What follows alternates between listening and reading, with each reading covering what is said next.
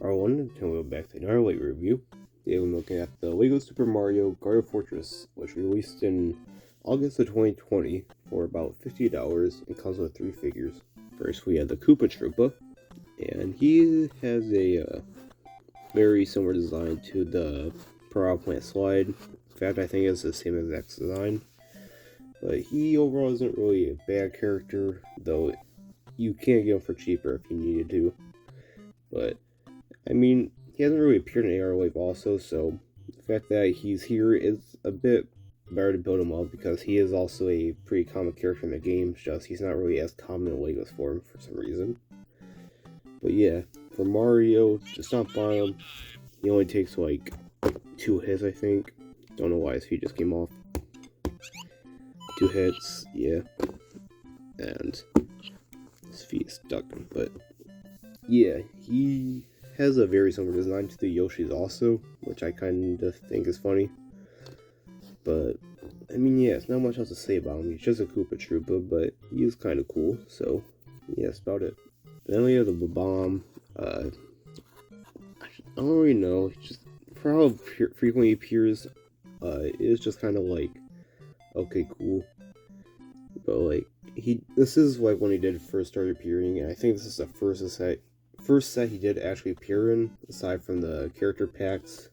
So if you want to get him, like, if you want to guarantee getting him, then yeah, you can get him from this set, but you can get him a lot cheaper from the Series 1 poly bags, so there's that also. But, I mean, he's like the same exact side, aside from the QR code being different. Like, he has the wind up and the fuse, same face print, everything. Even Mario's like interaction with them is the same. Just jump on him as many times as you can before he blows up, get a bunch of coins. That, I don't know, he's just a okay character in my opinion. It's just, if he didn't show up as frequently, he probably would be a lot better.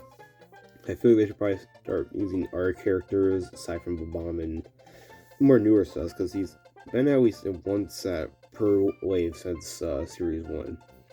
So I did kind of wish they just did choose a bit more obscure characters, or heck, even use a pink bomb, or even a red bomb that's about to explode. That would be kind of cool, because if like it just cuts down on less repeated characters. Aside, even though the Goombas do appear a whole lot, at least those are like a very common enemy in the games.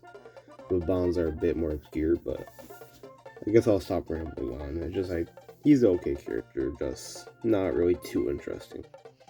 Beginning the level, there's 3 different paths: a grass, lava, and water. Going on the grass path, there's 3 platforms going to the end of the level, where at the end, or the top platform, there is a lever you can jump on, which will launch us to Koopa Troopa or whoever's sitting on it.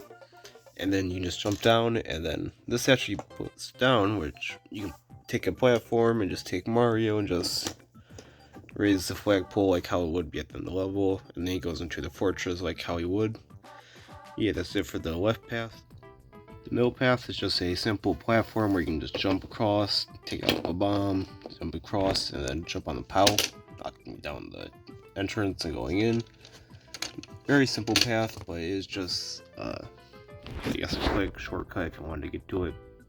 And the water path is the most interesting one, where you just go up to this little platform, and there's a piranha plant blocking your way. But if you jump on this, you can either launch them through the pipe, or like intended, if you hit them just so kind of slightly, you go into the pipe and layers that up, which if you take Mario and scan it,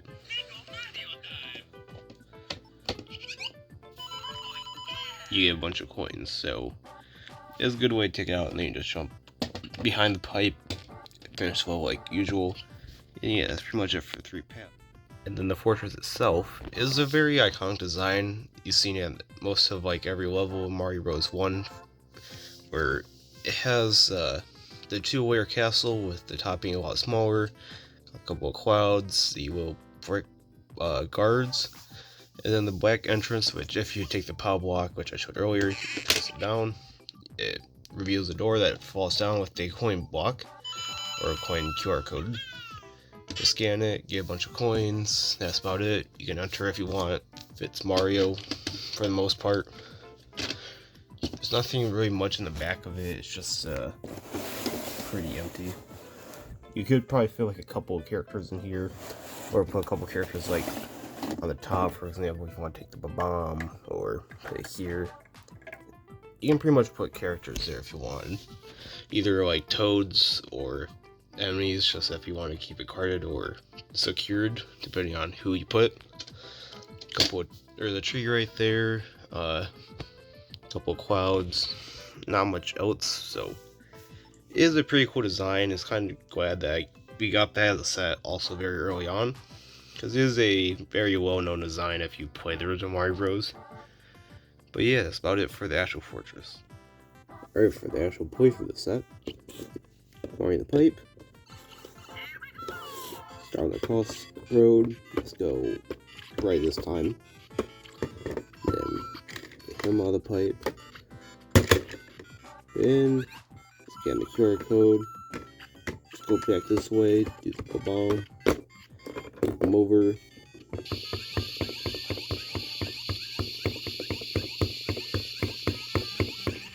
and I didn't jump off in time, but yeah, take the power block, get the coins, and then take the final path. Stomp on the Koopa. Right, and then go back, and then go down the flagpole.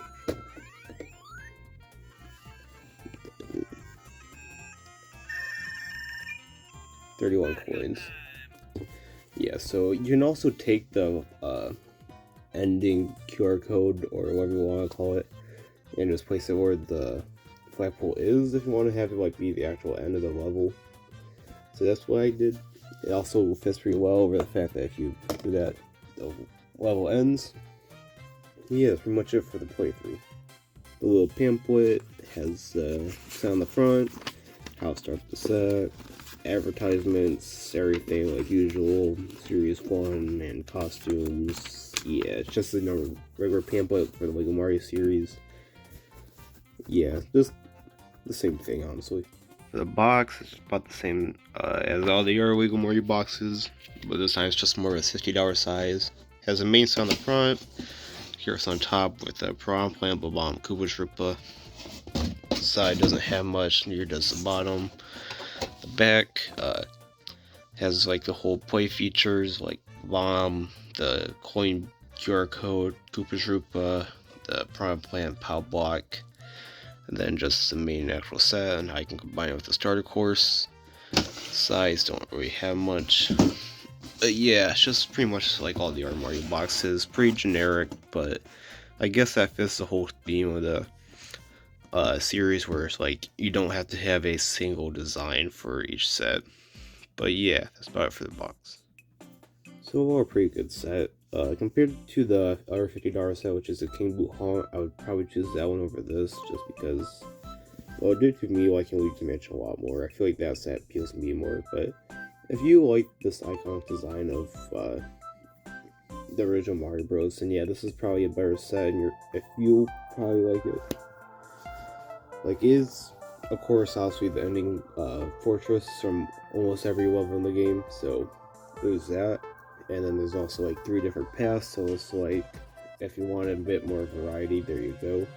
Because the play features of the set are pretty fun, like the power block's pretty fun to use, knocks on the door, and it also does feel like the actual pow, like when you press it down, so I like that.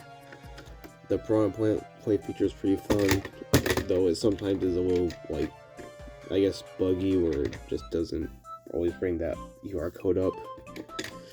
But then there's also a launching platform and the flagpole being able to be pressed up.